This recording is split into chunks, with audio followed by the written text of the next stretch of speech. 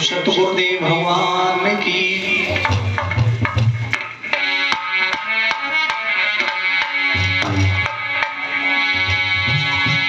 कुंती खड़ी हो गई भगवान कन्हैया से, कहने लगी भैया किसी को कुछ भी चाहिए लेकिन मुझे भी कुछ दे दे। तो कहने लगी बुआ क्या चाहती हो? क्या मुझे कुछ दुख दे दे। भगवान कन्हैया मुस्कुराने लगे, कहने लगे हे बुआ इस संसार में कांटों को कौन चाहता है, लेकिन आप कांटों को गले लगा रही हो। अगर किसी के पैर में कांटा लग गया तो कांटा निकालने की सोचता है, लेकिन आप कांटा लगा रहे हो। कुंती कहने लगी भैया अगर दुख देते रहोगे हल्के, दुख एक ऐसे झटके हैं कि इन झटकों से आपकी तरफ कदम बढ़ जाएंगे, क्योंकि सुख तो ईश्वर को भुलाने वाले होते हैं। तो भक्त होता, भक्त तो यही कहता है प्रभु ये सुख भी तुम्हारे हैं, ये दुख भी तुम्हारे हैं, मैं छोड़ू किसे भगवान दोनों ही तुम्हारे हैं।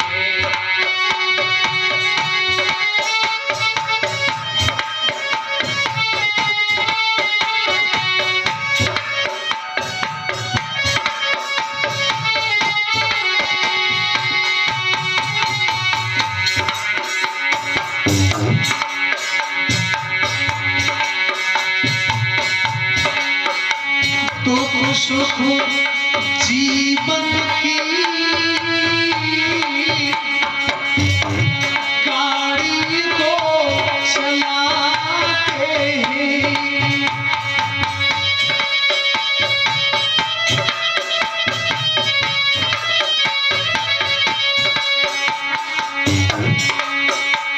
दुख सुख जीवन की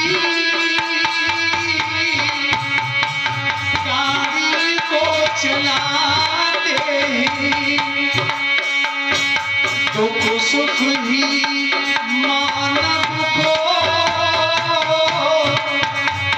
अरे जीना सिखाते हैं, अरे जीना सिखाते हैं।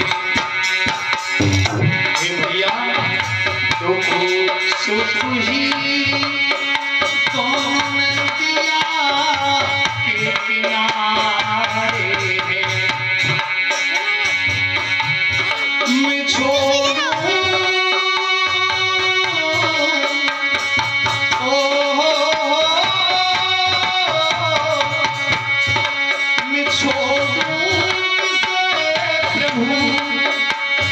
दोनों ही तुम्हारे हैं।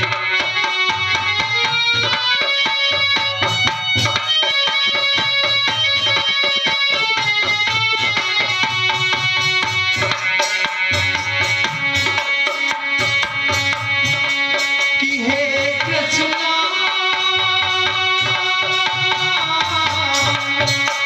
कि हे श्यामा कि हे श्यामा हे श्यामा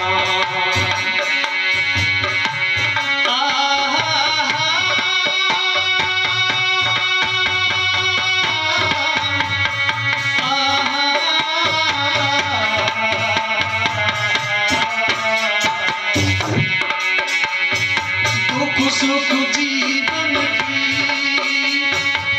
नैया के किनारे हैं। और आगे कहा है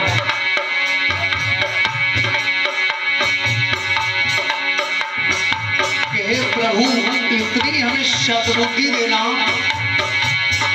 कि हम अगर सुख आ जाए हमारे पास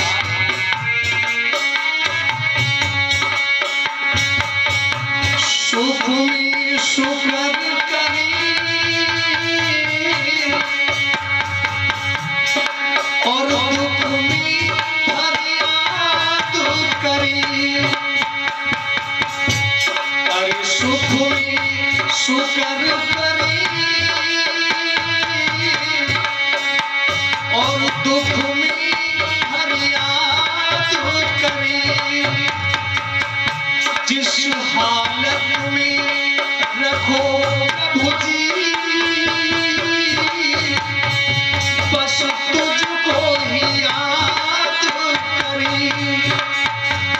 तुझको याद करे।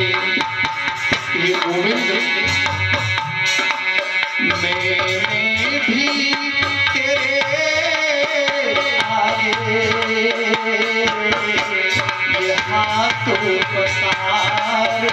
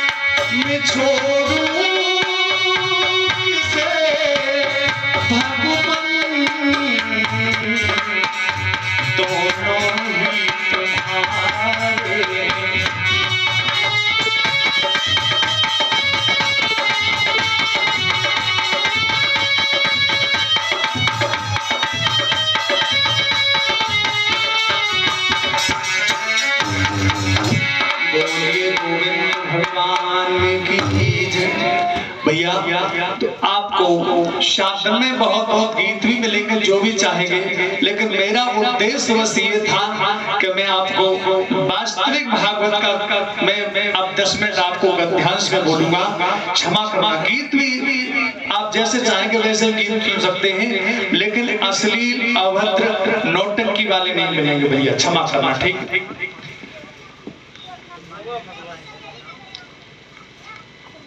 सच्चिदानंद, जो सच्चिदानंद प्रभु गोविंद हैं, उनकी ही आपके क्षेत्र में, क्योंकि अभी हमारे क्षेत्र के जितने भी आचार्य हैं, अच्छा आचार किसे कहते हैं?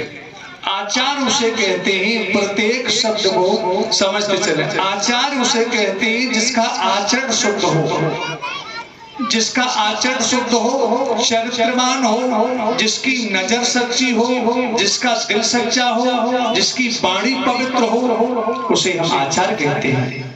झूठ बोलते हैं, गुटखा मारे, दारू मारे, शराब पिए और ब्यास का अर्थ समझे।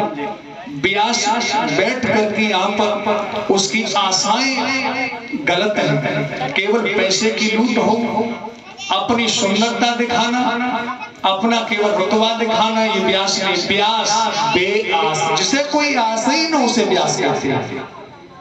जिसे कोई आशा हो उसे हम ब्यास कहते हैं। श्रीमद् भागवत महापुराण को हम हारमोनियम और अच्छे अच्छे गीत गाने से हम ब्यास नहीं बन जाते। भगवत बंधु श्री सुखदेव जी ने जब गंगा के किनारे पर भागवत सुनाई परीक्षित को, समझते चले, क्योंकि भागवत तो बहुत सुनेंगे, थोड़ा समझते चले। तो वहां पर जब परीक्षित महाराज पहुंचे थे, तो परीक्षित को जब भागवत सुनाने का नंबर आया, तो संपूर्ण ब्रह्मांड के जितने भी ऋषि महर्षि थे, अत्रि, भृगु, पुलह, पुलस्त्य, पता नहीं सब ऋषि महर्षि वहां पहुंचे। अब भैया श्रीमद् भागवत महापुराण रखा था, तो सबने कहा व्यास जी आप भी सुनाओ। क्योंकि व्यास जी ने श्रीमद् भागवत महापुराण की रचना की थी। तो व्यास जी ने कहा कि भैया मैं तो अभी ग्रस्त हूँ, और ग्रस्त व्यक्ति में दोष बड़े होते हैं, बेकार होते हैं। 38 दोषों से ग्रस्त होता है, ग्रसित होता है, लिप्त होता है दोषों से, इसलिए मैं भागवत का अधिकारी नहीं हूँ। आगे चलो। भगवत बंधु आप थोड़ी बातें कम करें, बैठ जाइए प्लीज। अच्छी बात समझिए भैया, नौजवान हुआ और नौजवान भाई बंधुओं के देश और समाज, घर परिवार कंधों पर टिका होता है। जब व्यास जी ने हाथ खड़े कर दिए, ऋषि महर्षि सभी हाथ खड़े कर लिए सबने, लेकिन भागवत सुनाने को कोई तैयार नहीं हुआ। तब कहीं भैया परीक्षित को भागवत कौन सुनाए? आप स्वयं विचार कर सकते हैं। व्यास को भगवान की उपाधि मिली है, व्यास को भगवान की उपाधि मिली है, लेकिन व्यास जी ने हाथ खड़े कर लिए।